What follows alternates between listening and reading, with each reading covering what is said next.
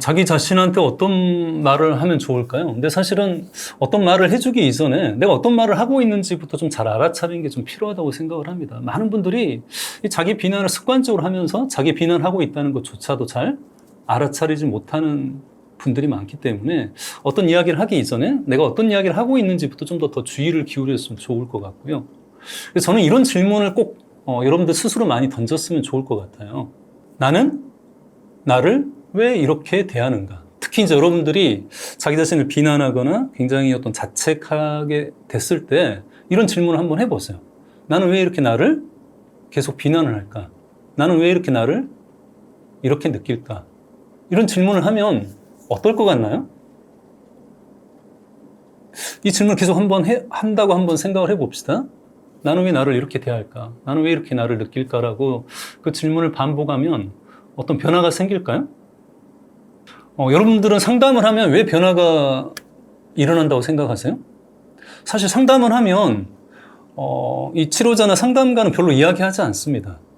이게 당신의 문제입니다라고 뭐 설명하거나 해석하거나 이렇게 해보십시오 조언을 하거나 이런 이야기 사실 별로 하지 않거든요. 주로 뭘 할까요? 그렇죠. 일단은 좀 많이 듣죠. 그리고 많이 듣기 위해서는 뭐가 필요합니까? 질문을 많이 합니다. 왜 그렇게 생각하셨어요? 왜 그렇게 느끼셨어요? 무엇을 느끼셨어요? 왜 그렇게 행동하셨나요? 이렇게 이제 질문을 많이 하게 되죠. 그럼 내담자는 그 질문을 이제 받기 때문에 자기 자신의 생각이나 감정이나 자기 자신의 행동들을 좀 더 깊이 있게 살펴보게 되고 그걸 또 말로 표현하게 되죠.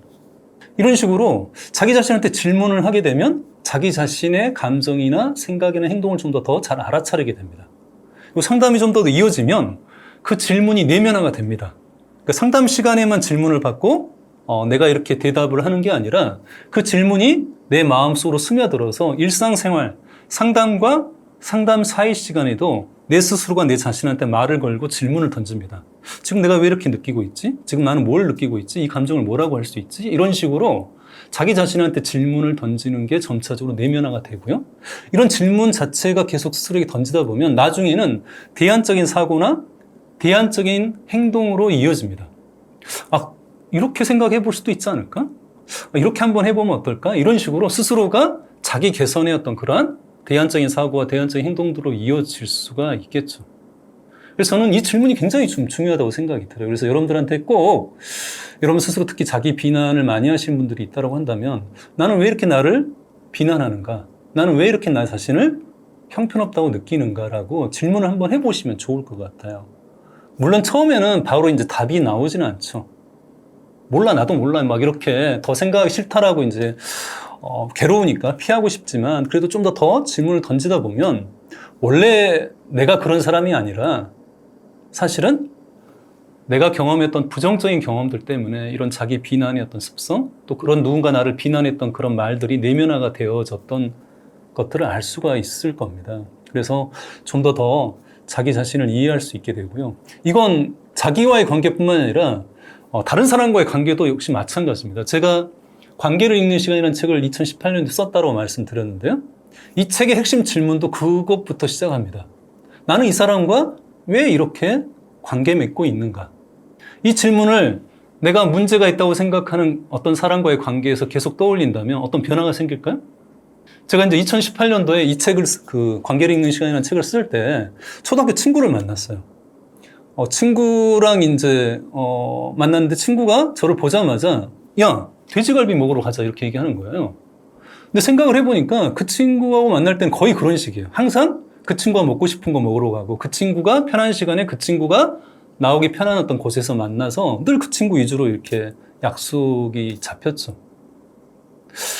근데 생각을 해보면 제가 그 친구한테 뭔가 빚을 졌다거나 뭐 신세를 졌거나 잘 보여야 될 이유가 사실 없는데 계속 그 친구 위주로 이제 인간관계를 지금까지 맺어왔죠.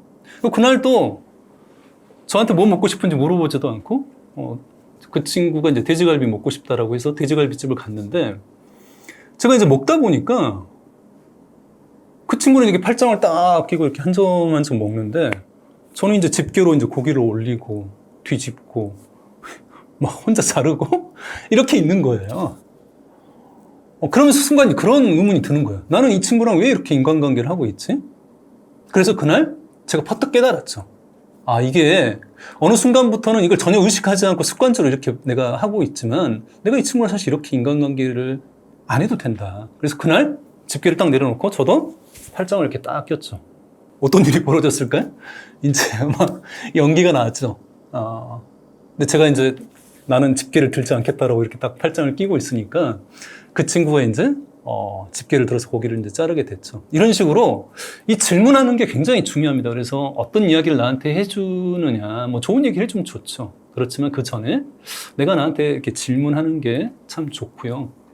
그다음 하나만 좀 더 말씀을 좀 드리자라고 한다면 자기 비난에 자기 대화에 오랫동안 시달려 온 분들은 이게 너무 이제 오랜 시간 동안 반복됐기 때문에 이 회로에서 벗어나기 좀 힘들어요. 그래서 무슨 일만 생기면 자기 비난을 하는 게 자동적으로 이렇게 올라오기 때문에 그거에 대해서 대항할 수 있는 힘이 굉장히 약하거든요. 그래서 평상시에 자기 친절에 자기 대화를 해주는 게 보다도 우리한테 필요합니다. 근데 이게 뭐 한두 번 해서 이렇게 되는 건 아니고요. 일상생활 속에서 자주 하시면 참 좋습니다. 어떻게 하는 게 좋냐? 첫 번째는 뭔가 이렇게 강요하듯이 하면 안 됩니다. 그러니까 좀 소망형으로, 희망형으로 해주시면 좋습니다. 그래서 뭐뭐 하기를. 가장 기본적인 자기 친절의 자기 대화 문구는 내가 나에게 친절하기를 이렇게 이야기하는 겁니다. 내가 나에게 친절하기를. 내가 나를 잘 돌볼 수 있기를. 이런 이야기 들으시면 어떤가요? 따라 하신다면 어떠신가요? 약간 좀 어색하거나 또 어떤 분들은 좀 오글거리시는 분들도 있을 거예요. 특히 남자분들 같은 경우는 아이고 저런 걸 어떻게 하나 이제 이렇게 생각하실지도 모르겠지만 그만큼 이런 자기 친절이나 자기 돌봄 자체가 좀 사실은 소홀했다는 또 증거가 될 수 있겠죠. 자기 비난에 오래 시달린 분들은 이런 게 굉장히 어색하고 마치 남의 옷을 걸친 것처럼 불편하고 낯설게 느껴지실 텐데요. 뭐든지 이렇게 과도기가 있습니다. 좋은 것을 좋은 것으로 바로 받아들이지 못하고요.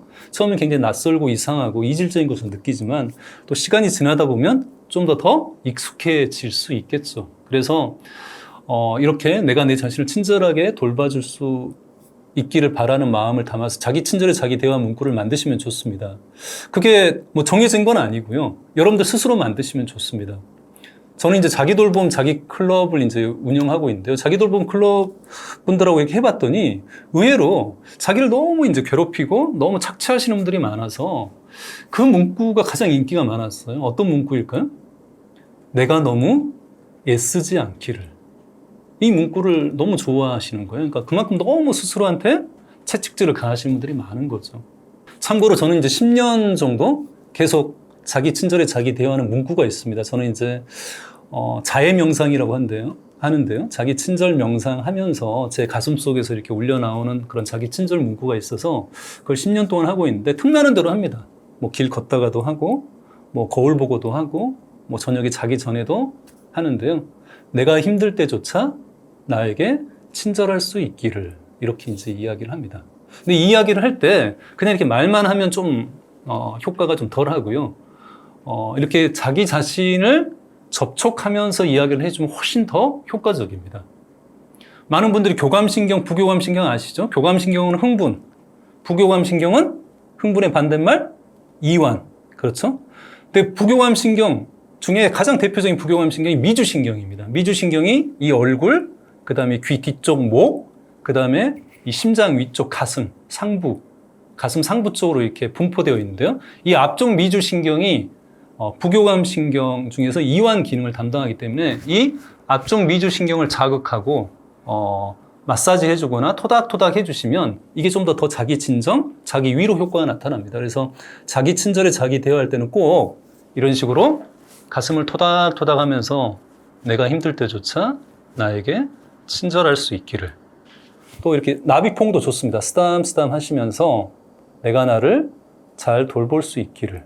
몸이 아픈 데가 있다고 한다면 내가 허리를 잘 돌볼 수 있기를. 이런 식으로 좀 더 자기 친절에 자기 대화를 일상에서 해준다고 한다면 보다 더 우리가 자기 불화했던 관계에서 자기 친절의 관계로 나아갈 수 있지 않을까 싶습니다.